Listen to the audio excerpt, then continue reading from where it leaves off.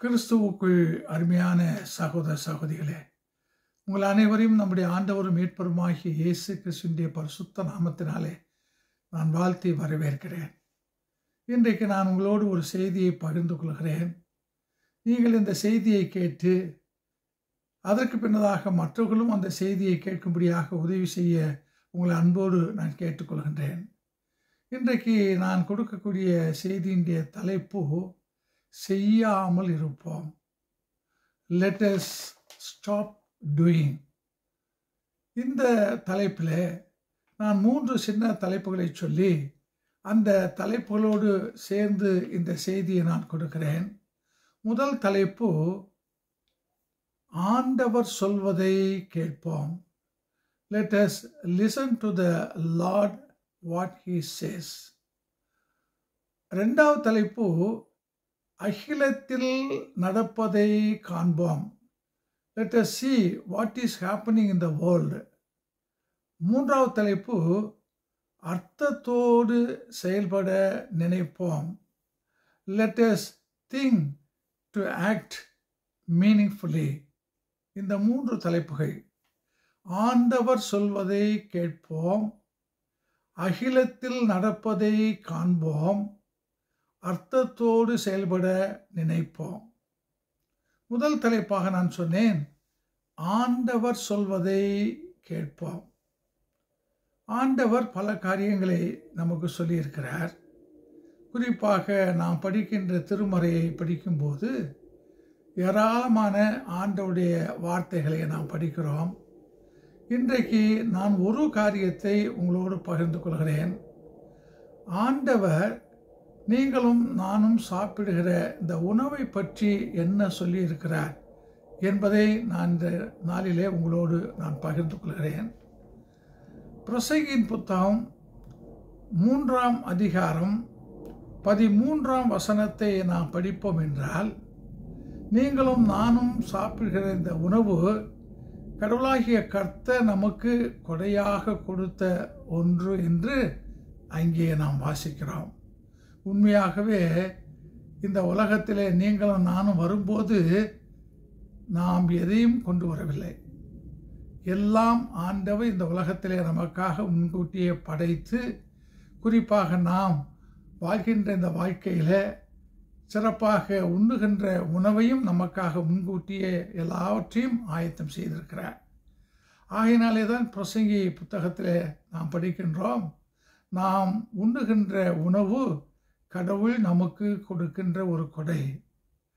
The food we eat is the gift of God. அதே நேரத்தில் நாம் 145ஆம் சங்கீதத்தினுடைய 15ஆம் வசனத்தையும் 104ஆம் சங்கீதத்தினுடைய 27ஆம் வசனத்தையும் படிப்போம் என்றால், இந்த உணவை கடவுள் நமக்கு கொடுக்கிறார், அதை ஏற்ற வேளையிலே நமக்கு கொடுக்கிறார். ஏனென்றால் நாம் சாப்பிடுகிறோம், நாம் சாப்பிடக்கூடிய நேரத்திலே பசியோடு இருக்கக்கூடிய நேரத்தை அவர் அறிந்து சரியான நேரத்தில் ஏற்ற வேளையில் நமக்கு இந்த உணவை கொடுக்கிறார் என்று சொல்லி நாம் திருமறையிலே படிக்கின்றோம். அடுத்ததாக நாம் பார்ப்போம் என்றால், உபாகமம் 8ஆம் அதிகாரம் 10ஆம் வசனத்தை நாம் பார்க்கும்போது, இப்படிப்பட்ட உணவை நாம் புசித்து ருசித்து திருப்தியாக இருக்கும்போது அந்த உணவை கொடுத்த அந்த கர்த்தருக்கு நாம் நம்முடைய நன்றியை ஸ்தோத்திரத்தை செலுத்த வேண்டும் என்று அங்கே படிக்கின்றோம். அருமையான சகோதரனே சகோதரியே, நாம் நம்முடைய வேத புத்தகத்தில் இந்த உணவை பற்றி ஏராளமான வசனங்களை நாம் பார்க்கலாம். நான் நேரத்தை கருதி இந்த சொன்ன வசனங்களோடு நிறுத்தி கொண்டு அடுத்ததாக நாம் பார்க்கும்போது, ஆண்டவர் இஸ்ரவேல் மக்களுக்கு மன்னாவை கொடுத்தார். வனாந்தர பயணத்தில் இஸ்ரவேல் மக்கள் சாப்பிட ஒன்றுமில்லாமல் இருந்தபோது அவர்களுக்கு மன்னாவை கொடுத்தார். அந்த மன்னாவை கொடுத்த கடவுள் எப்படி கொடுக்கிறார் என்பதை நான் உங்களோடு பகிர்ந்து கொள்ள வருகிறேன். யாத்ராகமும் 16ஆம் அதிகாரம் 16, 17, 18 இந்த 3 வசனங்களை நாம் பார்க்கும்போது கடவுள் மன்னாவை கொடுக்கிறார். அந்த மன்னாவை மக்கள் சாப்பிட கொடுக்கிறார். ஆனால் அவர்கள் அந்த மன்னாவை எடுக்கும்போது அவர்களுடைய தேவைக்கு மட்டும் எடுக்க வேண்டும். தேவைக்கு மேல் அதை எடுத்தால் அவர்களால் வைத்திருக்க முடியாது, சேமிக்கவும் முடியாது, அது கெட்டு போகும். அப்படிப்பட்ட காரியத்தை ஆண்டவர் சொல்லி அந்த மன்னாவை கொடுக்கிறார். இங்கே நாம் பார்க்க வேண்டிய ஒரு காரியம், கடவுள் நமக்கு உணவை கொடுக்கிறார். இஸ்ரவேல் மக்களுக்கு மன்னாவை கொடுத்தார். ஆனால் அதை அளவாக கொடுத்தார். ஏனோ தானோ என்று நம்முடைய விருப்பத்துக்கு ஏற்றவனமாக அதை எடுத்து சாப்பிட்டு மீதியை தூக்கி போடுகிற அந்த அளவிலே ஆண்டவர் கொடுக்கவில்லை. அவரவருடைய தேவைக்கு ஏற்ப கொடுத்தார். அதிகமாய் எடுத்தவருக்கு மீதியாய் இருக்கவும் இல்லை, கொஞ்சமாய் எடுத்தவருக்கு குறையும் இல்லாமல் இருந்தது. எல்லாருக்கும் அவரவருடைய வயிற்றுக்கேற்ற சரியான உணவை ஆண்டவர் கொடுத்தார். நாம் நம்முடைய புதிய ஏற்பாட்டிலையும் பார்க்கும்போது நம்முடைய அருமை ஆண்டவராகிய இயேசு கிறிஸ்து 5 அப்பங்கள் 2 மீன்களை வைத்து அற்புதம் செய்கிறார். அதை சாப்பிட்டவர்கள் 5000 ஆண்கள், அதை தவிர பெண்கள் பிள்ளைகள் சாப்பிட்டார்கள் என்று சொல்லி நாம் படிக்கின்றோம். அங்கே நாம் பார்க்கும்போது இது 4 நற்செய்தி நூல்களிலேயும் சொல்லப்படுகிறது.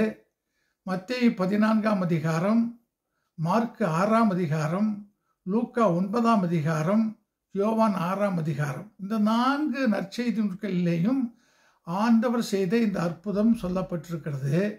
குறிப்பாக நாம் யோவான் 6ஆம் அதிகாரம் 12ஆம் வசனத்தை பார்க்கும்போது ஆண்டவர் செய்த அந்த அற்புதத்தை வைத்து மக்கள் எல்லாரும் அந்த அப்பங்களையும் மீன்களையும் சாப்பிட்டு திருப்தி அடைந்தார்கள்.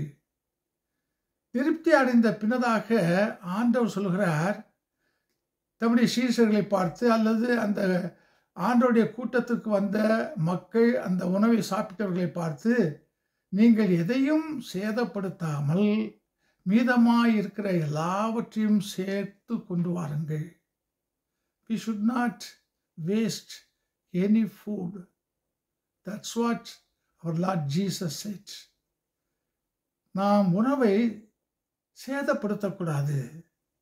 மீதம் இருந்தால் அதை கொண்டு வாருங்கள், அதை நாம் மறுபடியும் சாப்பிடலாம் என்று இங்கே ஆண்டவர் நமக்கு ஆலோசனை சொல்கிறார்.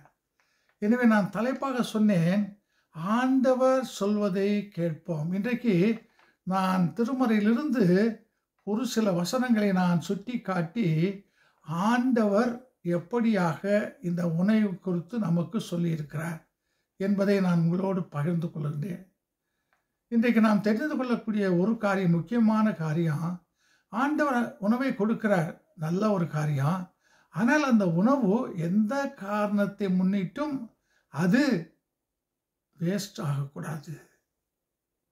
அது ஆண்டவருடைய விருப்பம். ஆகையினால தான் நான் தலைப்பாக சொன்னேன், இந்த செய்திக்கு செய்யாமல் இருப்போம் என்று சொன்னேன். எதை செய்யாமல் இருக்க வேண்டும்?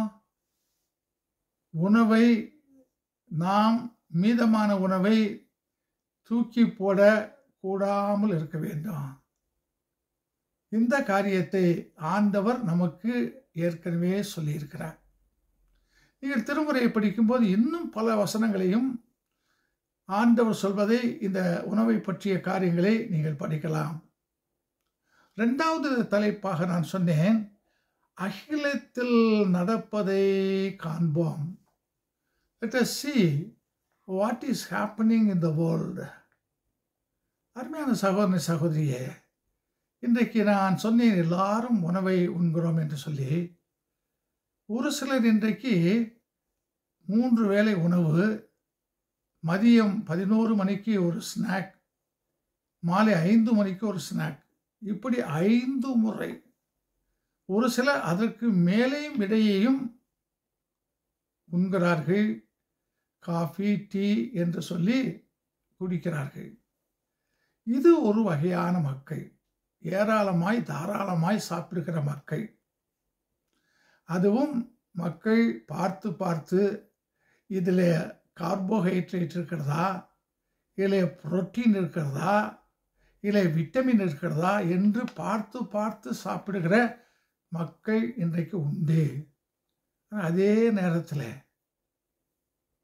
ஒருவேளை உணவு கூட இல்லாமல் இருக்கிற மக்கள், அந்த ஒருவேளை உணவை கூட சரியான வயிற்றுக்கு போதுமான அளவுக்கு சாப்பிட முடியாமல் இருக்கிற மக்கள் இன்றைக்கு இருக்கிறார்கள். நம்முடைய நாட்டிலேயும் கூட வறுமை கோட்டிற்கு கீழே இருக்கிற ஏராளமான மக்கள், இவர்களுக்கு சரியான உணவு இல்லை.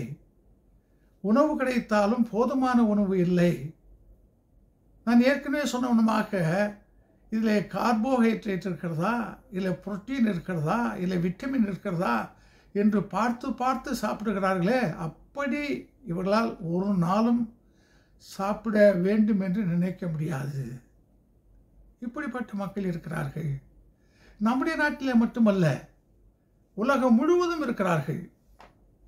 குறிப்பாக ஆப்பிரிக்க நாடுகளிலே நாம் பார்த்தால் இந்த வறுமையை அங்கே நாம் கண்ணால் காண முடியும். சோமாலியா, சூடான் என்ற அந்த இடங்களிலே, ஹைச்சி அந்த இடங்களிலே பார்த்தால் மக்கள் மிகவும் கஷ்டப்படுகிறார்கள் உணவுக்காக. நமக்கு அருகாமையில் இருக்கக்கூடிய பலஸ்தீனம், இந்த பலஸ்டைன், இந்த போர் ஏற்படுகிற இடங்களிலெல்லாம் இன்றைக்கு மக்கள் உணவுக்காக மிகவும் கஷ்டப்படுகிறார்கள். அவளுக்கு சரியான உணவு கிடைக்கவில்லை என்பது அடுத்த விஷயம். உணவே கிடைக்காமல் ஒரு வேளையாவது சாப்பிட முடியுமா என்று ஏங்கி கொண்டிருக்கிற மக்கள் இன்றைக்கு ஏராளம் இருக்கிறார்கள். ஆகையினாலே நான் சொன்னேன், தலைப்பாக சொன்னேன், அகிலத்தில் நடப்பதை காண்போம். அன்பான சகோதர சகோதரிகளே, நீங்களும் நானும் இந்த உலகத்திலே வாழ்கிறோம். இந்த உலகத்திலே நாம் வாழ்ந்தாலும் நம்மை போன்ற மனித குலத்திலே நாமும் பங்கு பெறக்கூடிய மக்களாக இருக்க வேண்டும். நான் சாப்பிடுகிறேன், எனக்கு எல்லாம் இருக்கிறது, அது எனக்கு ஆண்டவர் கொடுத்தது, அது போதுமானது, அதோடு மட்டும் நிறுத்த முடியாது. நான் சாப்பிடுவதைப் போல மற்றவர்களும் சாப்பிடுகிறார்களா என்று நாம் சிந்திக்க வேண்டும். உலகத்தை நாம் பார்க்க வேண்டும். ஏனென்றால் நம்மை படைத்த ஆண்டவர்தான் அந்த மக்களையும் படைத்தார்.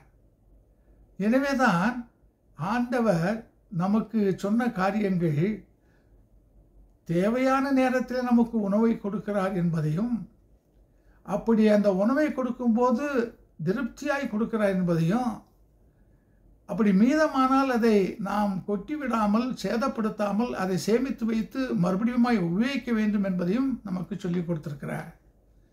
எனவே இந்த உலகத்திலே வாழ்கிற நீங்களும் நானும் கொஞ்சம் யோசிப்போம். நம்மை மட்டுமே, நம்முடைய குடும்பத்தை மட்டுமே நாம் யோசித்து அந்த யோசனையோடு நின்று விடாமல் இந்த முழு உலகத்தையும் பார்ப்போம். நம்மை படைத்த ஆண்டவர் தான் இந்த முழு உலகத்தையும், இந்த உலகத்தில் இருக்கக்கூடிய மக்கள் இனத்தையும் படைத்திருக்கிறார். எல்லோரும் சாப்பிடுகிறார்களா?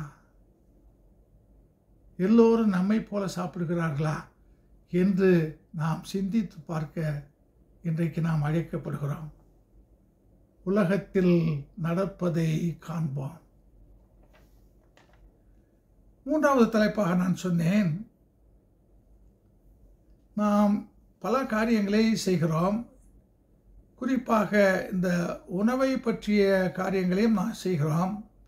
ஆகவே நாம் இந்த உணவை தயாரிக்கும் போது மிகுந்த கவனத்தோடும் அர்த்தத்தோடும் செயல்பட வேண்டும்.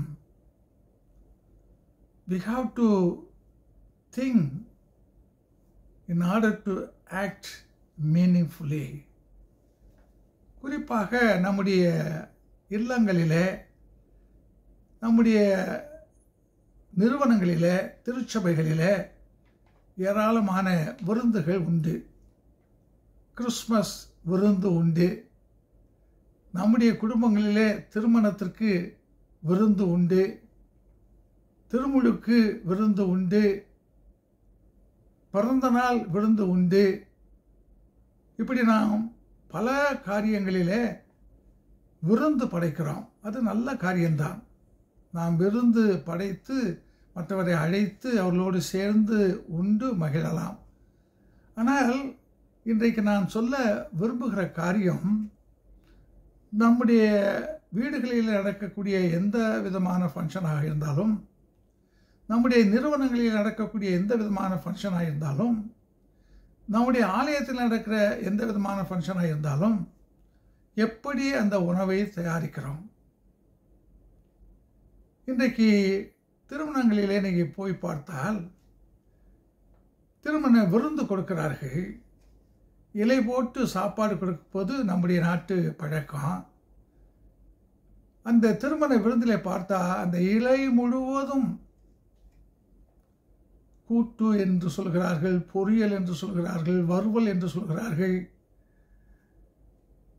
சிக்கன் 65 என்று சொல்கிறார்கள், பிரியாணி என்று சொல்கிறார்கள், பாயசம் என்று சொல்கிறார்கள், ஸ்வீட் என்று சொல்கிறார்கள், ஐஸ்கிரீம் என்று சொல்கிறார்கள்.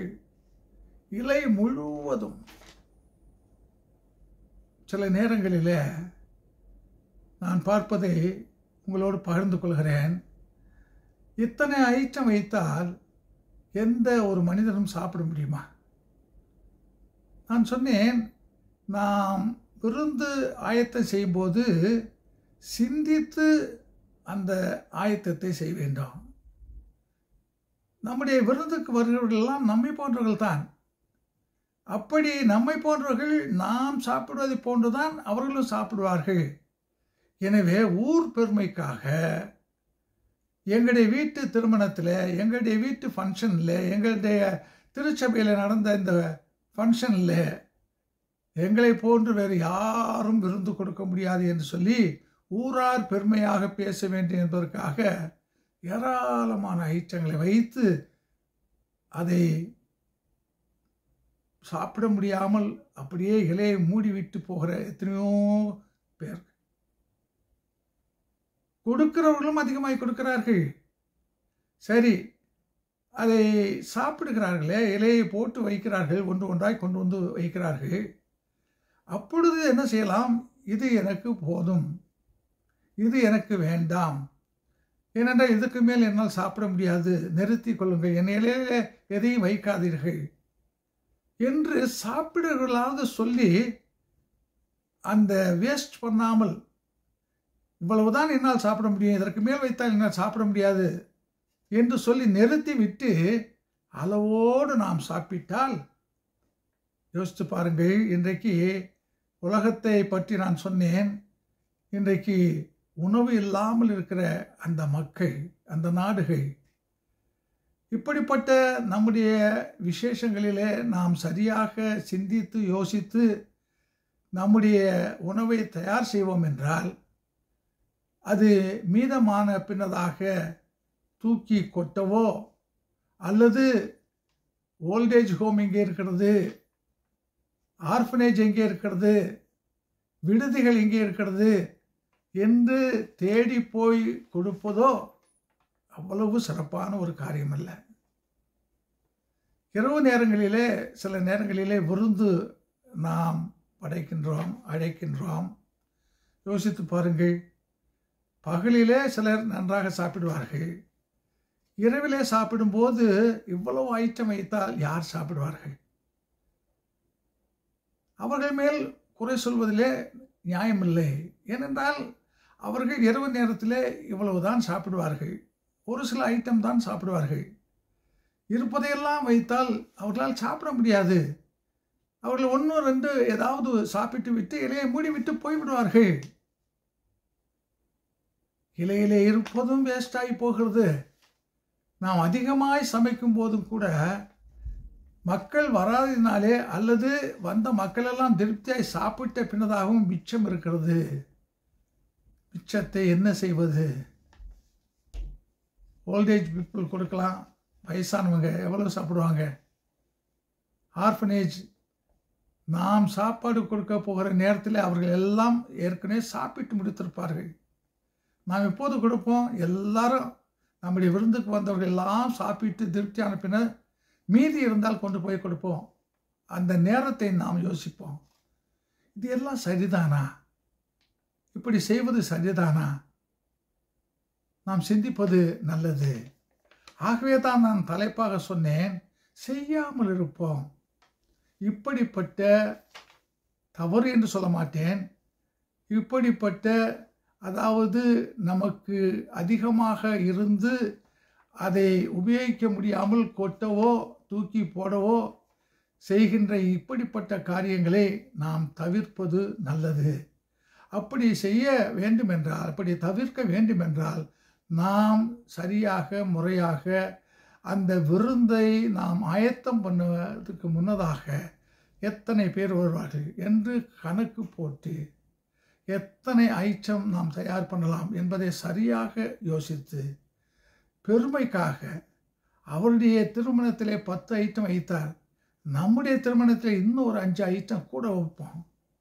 பெருமைக்காக செய்து வீணாக யாரும் சாப்பிடாமல் அதை இலையை மூடிவிட்டு போகிற அந்த வழக்கத்தை நாம் மாற்றுவோம். எனவே அன்பான சகோதர சகோதரிகளே, உணவு என்பது மனித வாழ்க்கைக்கு மிக மிக முக்கியமான ஒன்று. த பேசிக் நீட்ஸ் என்று சொல்வோம். உணவு, உடை, இருக்கும் இடம். அப்படிப்பட்ட அந்த 3 பேசிக் நீட்ஸில் உணவு தான் முதலிடம் பெறுகிறது. அப்படி முதலிடத்தை பெறுகிற அந்த உணவை நாம் மற்றவர்களுக்கு விருந்தாக கொடுக்கும்போது மிகுந்த கவனத்தோடு நாம் செயல்பட்டால் அது உலகத்தில் இன்னும் சரியான உணவை பெற்றுக்கொள்ளாத மக்களுக்கு அது கிடைக்கக்கூடிய ஒன்றாக அமைய நாம் வழிவகுக்கலாம். எனவே சரியான முறையில் நீங்களும் நானும் யோசித்து செயல்படுவோம். அதற்கு ஆண்டவர் நமக்கு துணை செய்வாராக. ஆமென்.